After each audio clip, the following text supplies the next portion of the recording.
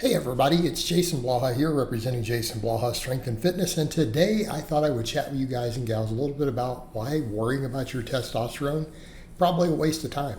But a quick reminder, if you guys will please click like down below, be greatly appreciated. If you're not subscribed or following, please do so.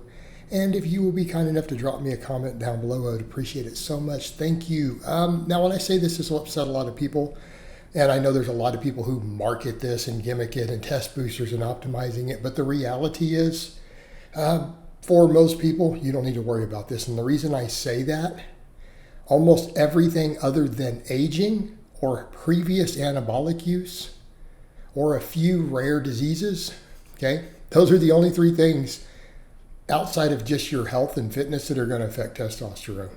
And guess what? If you have any of those three things going on, your only solution is to literally either go to the doctor and get a prescription for testosterone or go find the biggest guy in the gym and talk him into selling you a few bottles. Like that's kind of your only options there, okay? Because you're dealing with specific medical issues or you just aged outside of your ability to produce the same levels you had when younger. And there's not much you can do about that. Now people say, but there's other things. You said lifestyle, so shouldn't we be worried about that? It's like, yeah, okay, we could make a case for that, but you don't need to know about testosterone. In other words, for all the other stuff, a low testosterone is just a side effect of having a bad lifestyle. Does that make sense? And the benefits of fixing the lifestyle go so far beyond the testosterone that it's minor in the grand scheme of things. Okay? In other words, it's the other stuff will outweigh the testosterone, all the other benefits, to where it becomes, again, almost irrelevant in the grand scheme of things. Your testosterone will improve just by being healthier. But being healthier is the actual benefit.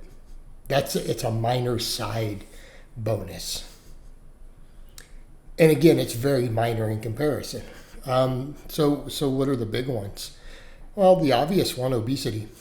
This has been found repeatedly. In fact, there was a new study I just saw that came out when they studied this, and they found that obese men who lost weight, their testosterone all went up significantly. Like morbidly obese men who diet and exercise and lost the weight, their testosterone levels like doubled just from losing the body fat. Okay, when you look at the things that researchers point out, they have said, yes, we've seen a decline in testosterone in the West. They've looked at all the variables. They found a number, and they're not saying it's the only variable, but do you know what the single largest one they found is?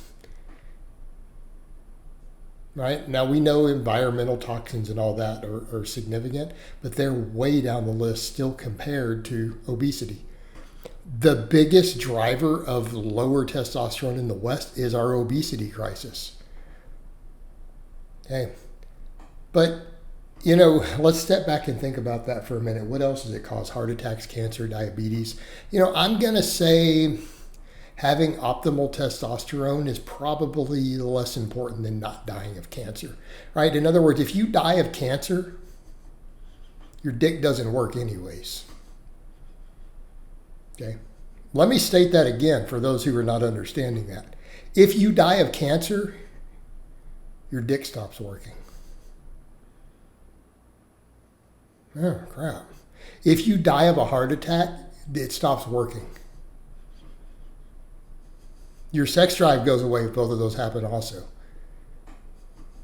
So in case you were unaware, right?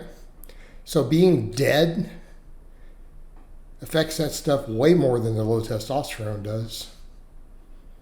Okay, people are like, well, what about energy and stuff? Yeah, being obese, you don't think that affects your energy? Come on, guys.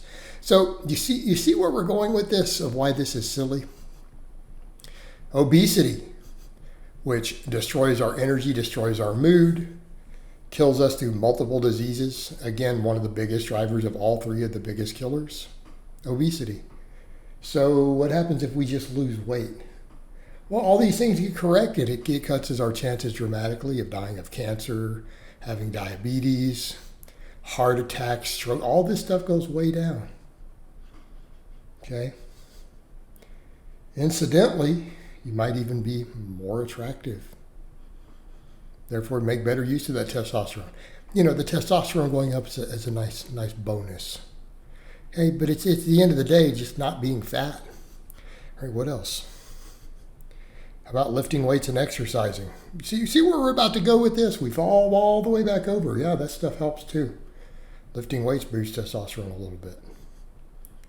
But is that the real benefit? How about gaining muscle? How about staving off all these other conditions?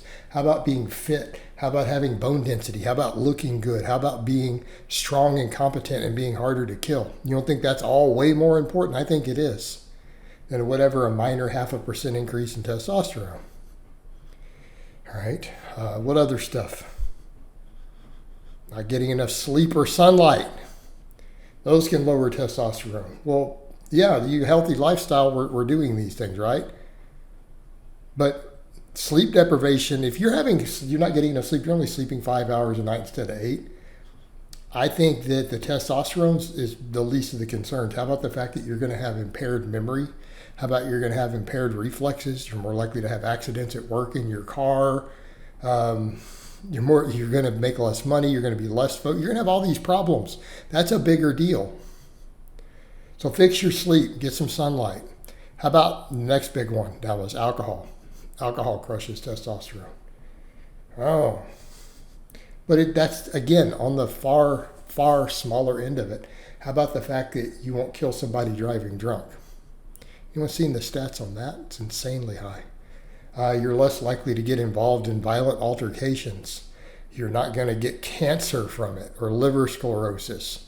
Again, people seem to be in denial that 1 drink a month is enough to increase cancer. This has been documented. It's a level 4 carcinogen. In addition to all these other health problems, destroys your mood, poisons your body, and it happens to lower testosterone. So again, do we understand where we're going with all this?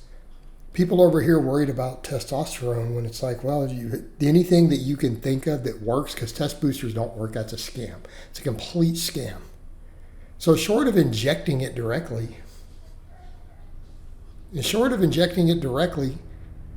everything that helps boost it is stuff that is healthy, just living a healthy lifestyle. Not being fat, lifting weights, doing cardio, eating a balanced, healthy diet, getting enough sleep, getting sunlight, avoiding alcohol, avoiding recreational drugs. Right? This is the stuff that boosts testosterone and optimizes it. That's called just living a healthy lifestyle. You don't need to market this as a separate testosterone boost. How about you just be healthy for all the benefits of being healthy and fit and not dying of cancer?